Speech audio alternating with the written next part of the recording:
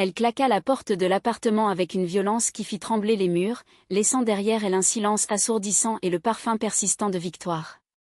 Éléonore courut dans les rues animées de Barcelone, les larmes brouillant sa vue, se jurant que c'était la fin, que cette trahison était impardonnable. Mais au fond d'elle, un cri muet hurlait que sans Victoire, sa vie n'était qu'un vide abyssal. Dans les allées bondées du supermarché Carrefour de Barcelone, un après-midi étouffant de juillet, Éléonore poussa son chariot d'un pas distrait, les yeux rivés sur sa liste de courses froissées. À 32 ans, cette Française expatriée en Espagne pour son travail de traductrice vivait une existence solitaire, rythmée par les deadlines et les appels Skype avec sa famille restée à Paris. Ses cheveux bruns mi-longs encadraient un visage aux traits fins, marqué par une légère fatigue chronique, et ses yeux verts trahissaient une mélancolie qu'elle masquait derrière un sourire poli. Victoire, quant à elle, âgée de 29 ans, slalomait entre les rayons avec une énergie contagieuse. Originaire de Lyon mais installée à Barcelone depuis 5 ans pour enseigner le français dans une école internationale, elle arborait une coupe courte blonde qui accentuait son air espiègle. Ses yeux bleus pétillaient d'une curiosité insatiable, et son corps athlétique, forgé par des heures de yoga sur la plage de la Barceloneta, attirait les regards sans qu'elle s'en soucie vraiment. Le destin les fit se percuter au rayon des fruits et légumes. Le chariot d'Éléonore heurta celui de Victoire, renversant une pyramide d'oranges qui roulèrent au sol comme des billes folles. « Oh, pardon !» s'exclama Éléonore en se baissant pour ramasser les fruits, ses joues rougissant sous l'embarras. Victoire rit doucement, un son cristallin qui coupa le brouhaha ambiant. « Pas de souci, ça arrive. Laissez-moi vous aider. » Leurs mains se frôlèrent en saisissant la même orange, et un frisson inattendu parcourut Éléonore. Elle leva les yeux, croisa le regard de Victoire, et pour la première fois depuis longtemps, sentit son cœur s'emballer sans raison apparente. Elles engagèrent la conversation naturellement, comme si elles se connaissaient depuis toujours. Victoire parla de sa passion pour la cuisine catalane, Éléonore de ses lectures préférées des romans de Marguerite Duras qui la faisaient voyager dans ses émotions les plus profondes. Elles rirent ensemble d'une anecdote sur les touristes perdus dans le quartier du Raval, et avant de se séparer aux caisses, Victoire glissa son numéro de téléphone sur un ticket de caisse. « Si vous voulez un café un de ces jours, appelez-moi. Barcelone est belle, mais elle l'est plus à deux. » Éléonore rentra chez elle, le cœur léger, mais avec une pointe d'hésitation. Elle n'avait jamais envisagé une relation avec une femme, bien que des doutes l'aient effleurée durant son adolescence. Victoire, elle, avait déjà exploré son orientation, ayant vécu une brève histoire avec une collègue à Lyon. Pourtant, cette rencontre fortuite l'intriguait, il y avait chez Éléonore une vulnérabilité qui la touchait profondément. Les jours suivants, elles se revirent autour d'un café à la terrasse d'un bar du quartier gothique. La conversation coula comme un vin doux, mêlant rire et confidence. Éléonore parla de sa solitude en Espagne, de son divorce récent avec un homme qui ne la comprenait pas. Victoire avoua ses rêves d'écrire un roman sur les expatriés, inspiré de sa propre vie. Sous les arches médiévales, leurs mains se touchèrent à nouveau, cette fois intentionnellement, et un baiser timide scella ce qui semblait être le début d'une histoire inattendue. Leur relation s'épanouit rapidement, nourrie par la magie de Barcelone. Elles se promenaient main dans la main le long de la Rambla, visitaient la Sagrada Familia au lever du soleil, partageaient des tapas tard le soir. Victoire introduisit Éléonore à la vie nocturne lesbienne de la ville, des bars discrets où la musique pulsait et où les regards complices abondaient. Éléonore, d'abord intimidée, se laissa emporter par cette liberté nouvelle, découvrant en elle des désirs qu'elle avait réprimés. Mais les premières fissures apparurent subtilement.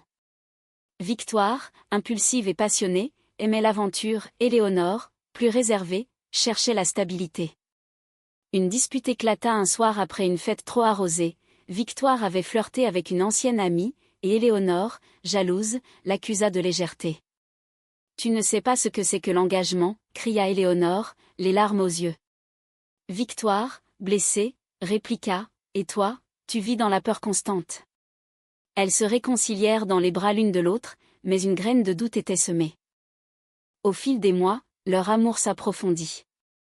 Elles emménagèrent ensemble dans un petit appartement avec vue sur la mer Méditerranée. Les matins étaient faits de cafés partagés et de baisers volés, les nuits de caresses tendres et de murmures intimes.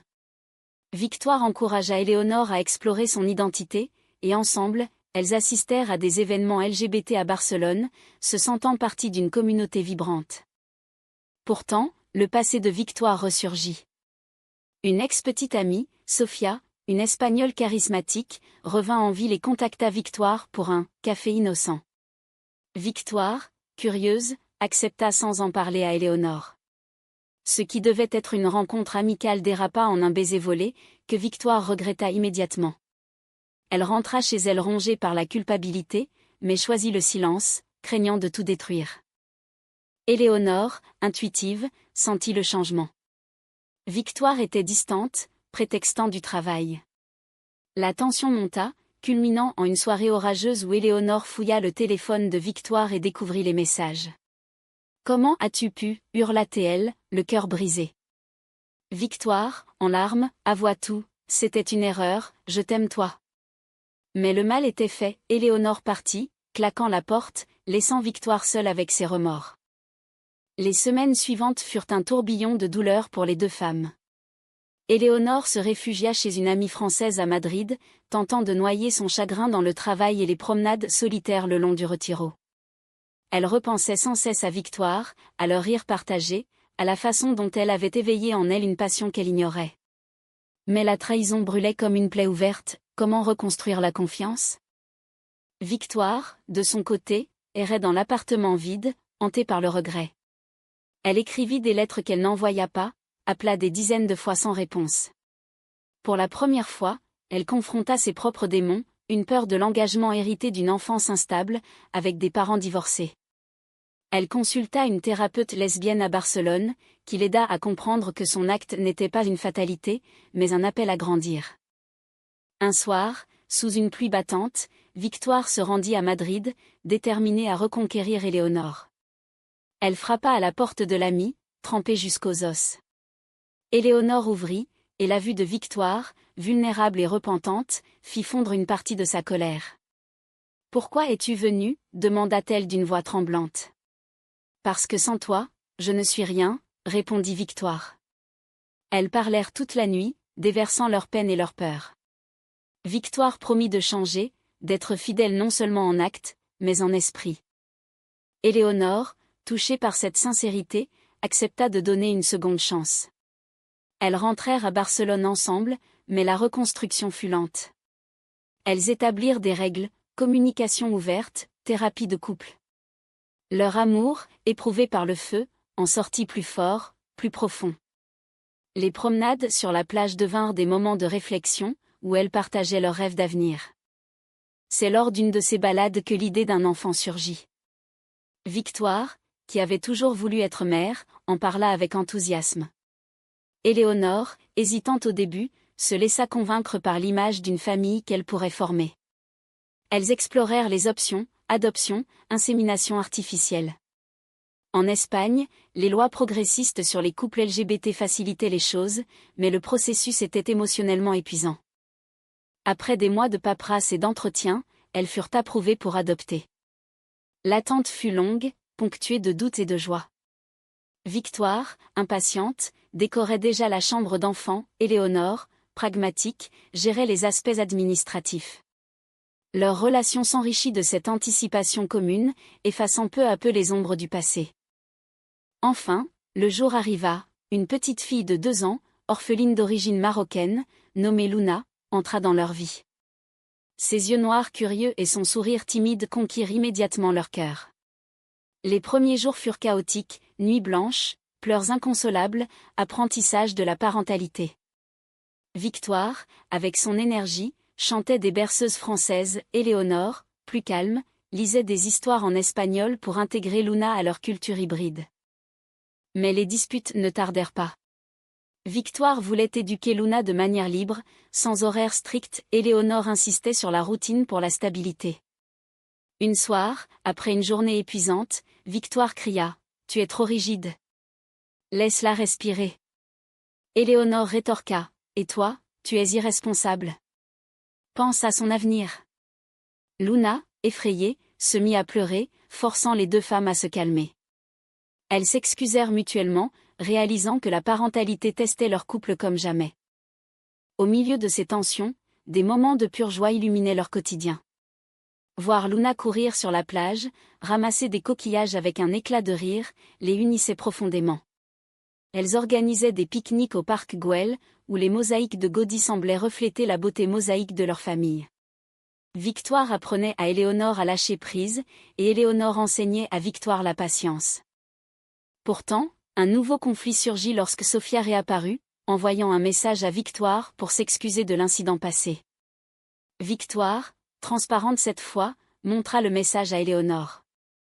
Mais la jalousie ressurgit. « Pourquoi ne l'as-tu pas bloqué ?» demanda Éléonore, blessée. Victoire expliqua calmement, « Parce que je veux prouver que je suis au-dessus de ça. Je t'ai choisi, toi et Luna. » Cette honnêteté dissipa le doute, renforçant leur lien. Luna grandissait, absorbant l'amour de ses deux mères. À 4 ans, elle commença l'école, apprenant le catalan, le français et l'espagnol, symboles de leur vie multiculturelle. Les fêtes de famille devinrent des rituels, Noël avec des décorations françaises, des tapas pour la Saint-Jean. Leur appartement résonnait de rires, de disputes résolues, et d'un amour inconditionnel. Avec le temps, les défis de la parentalité s'intensifièrent. Luna, à 5 ans maintenant, montrait des signes de curiosité sur ses origines. « Pourquoi j'ai deux mamans ?» demanda-t-elle un jour, innocente. Éléonore et Victoire, assises autour de la table du dîner, échangèrent un regard complice. Elles expliquèrent avec douceur, « Parce que l'amour ne connaît pas de règles. Nous t'avons choisi, et tu nous as choisis. » Luna hocha la tête, satisfaite, mais cette question raviva chez Victoire des souvenirs de sa propre enfance chaotique. Un soir, après avoir couché Luna, Victoire confia à Éléonore ses craintes, « Et si je reproduis les erreurs de mes parents ? Si je ne suis pas assez bonne ?» Éléonore la serra dans ses bras, « Tu es parfaite pour nous. Nous apprenons ensemble. » Ces moments d'intimité, où elles se soutenaient mutuellement, étaient le ciment de leur relation.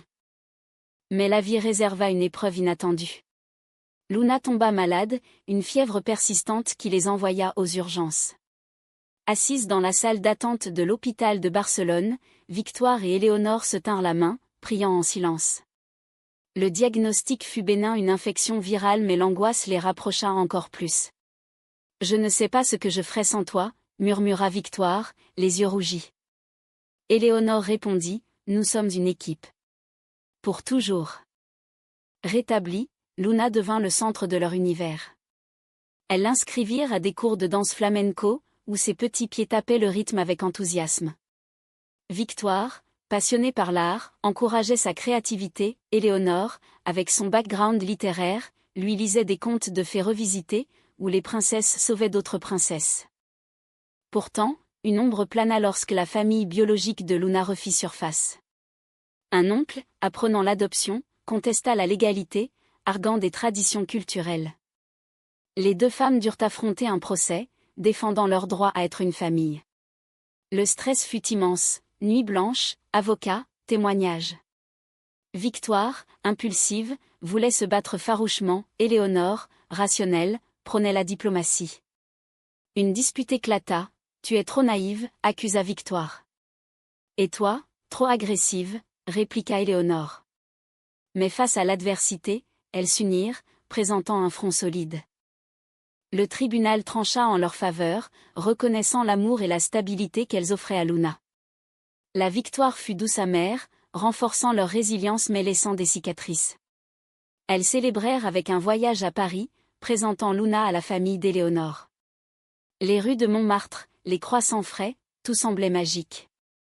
Victoire, émue, déclara, « C'est ici que j'ai compris que l'amour transcende les frontières. » De retour à Barcelone, leur vie reprit son cours, enrichie de cette épreuve. Elles organisèrent des rencontres avec d'autres familles LGBT, partageant expériences et conseils. Victoire commença à écrire son roman, inspiré de leur histoire, tandis qu'Éléonore traduisait des œuvres sur l'identité queer. Luna, épanouie, dessinait des familles arc-en-ciel, symboles de leur réalité. Mais un nouveau tournant arriva, Victoire proposa le mariage. À genoux sur la plage au coucher du soleil, elle sortit une bague simple, gravée de leurs initiales. « Éléonore, veux-tu m'épouser ? » Pour Luna, pour nous. Les larmes aux yeux, Éléonore accepta, et elles s'embrassèrent sous les applaudissements des passants. Le mariage fut intime, sur une terrasse surplombant la mer, avec des amis et familles venus de France. La lune de miel à Majorque fut un havre de paix, plages isolées, dîners romantiques, redécouverte de leur passion. De retour, elles affrontèrent les réalités quotidiennes avec un engagement renouvelé. Les disputes persistaient sur l'éducation, les finances, mais elles les résolvaient avec maturité, se rappelant leurs vœux. Luna, à 7 ans, était une petite fille vive, curieuse du monde. Elle posait des questions sur l'amour, et ses mères répondaient avec honnêteté, enseignant la tolérance et l'empathie. Leur foyer était un mélange de cultures, baguettes françaises, paella espagnole, contes arabes pour honorer les origines de Luna. Au fil des ans, leur amour évolua, passant d'une passion ardente à une tendresse profonde. Elles vieillissaient ensemble, Éléonore avec quelques rides d'expression, Victoire avec des mèches grises qu'elle assumait fièrement. Les défis adolescence de Luna, carrières exigeantes les testaient, mais leur lien, forgé dans le feu de la trahison et de la rédemption, tenait bon. Un jour, lors d'une fête d'anniversaire pour les 10 ans de Luna, entourée d'amis et de famille, Éléonore prit la parole. Notre rencontre était un hasard, mais notre vie est un choix. Victoire, tu m'as appris à aimer sans peur. Luna, tu es notre miracle. Victoire, émue, ajouta, et ensemble, nous partageons les joies et les disputes, car c'est ça, la vie réelle. Mais le destin frappa à nouveau. Victoire fut diagnostiquée avec une maladie auto-immune, nécessitant des traitements réguliers. La peur s'installa, et si elle ne pouvait plus être là pour elle? Éléonore, pilier de force, géra les rendez-vous, les médicaments, tout en soutenant Luna qui, adolescente maintenant, traversait ses propres tourments. Les disputes revinrent, amplifiées par le stress. Victoire, frustrée par sa vulnérabilité, s'isolait, Éléonore, épuisée, reprochait son manque de communication. Une nuit, après une altercation, Victoire murmura « Je ne veux pas être un fardeau ». Éléonore, en larmes, répondit « Tu es notre force. Nous combattons ensemble ». Luna, mature pour son âge, intervint souvent, rappelant à ses mères leur amour. Elle organisa des sorties familiales, pique-niques au Montserrat, visites de musées. Ces moments ravivèrent la flamme, rappelant pourquoi elle s'était choisie. Avec le temps, la santé de Victoire s'améliora grâce au traitement et au soutien. Elles émergèrent plus fortes, appréciant chaque instant. Luna, à 16 ans, explorait sa propre identité, confiant à ses mères ses premiers émois pour une fille de sa classe. Elles l'accueillirent avec ouverture, partageant leurs expériences pour la guider. Leur histoire devint un témoignage. Victoire publia son roman, acclamé pour sa sincérité sur l'amour lesbien et la parentalité. Éléonore, fière, la soutint lors des signatures. Ensemble, elles participèrent à des conférences sur les droits LGBT en Espagne et en France, inspirant d'autres couples. Les années passèrent, et un soir d'été, assises sur leur balcon avec vue sur la mer, Victoire et Éléonore regardèrent Luna partir pour l'université à Paris. « Notre petite fille est devenue une femme », dit Victoire, une larme au coin de l'œil. Éléonore serra sa main, « Grâce à nous. Grâce à notre amour. » Seules désormais, elles redécouvrirent leur couple. Voyage en Provence, dîner romantique, caresses tendres. Les disputes étaient rares, remplacées par une compréhension profonde. Victoire, guérie, écrivait des poèmes pour Éléonore, celle-ci, en retour, traduisait des lettres d'amour en plusieurs langues. Leur fin fut paisible, comme un roman français, un amour qui transcende le temps, marqué par la kismet d'une rencontre au supermarché. Elles partagèrent joie et disputes jusqu'au bout, élevant non seulement un enfant, mais une vie pleine de sens. Dans les rues de Barcelone, leur histoire persistait, un témoignage humain d'amour résili, romantique et profondément touchant.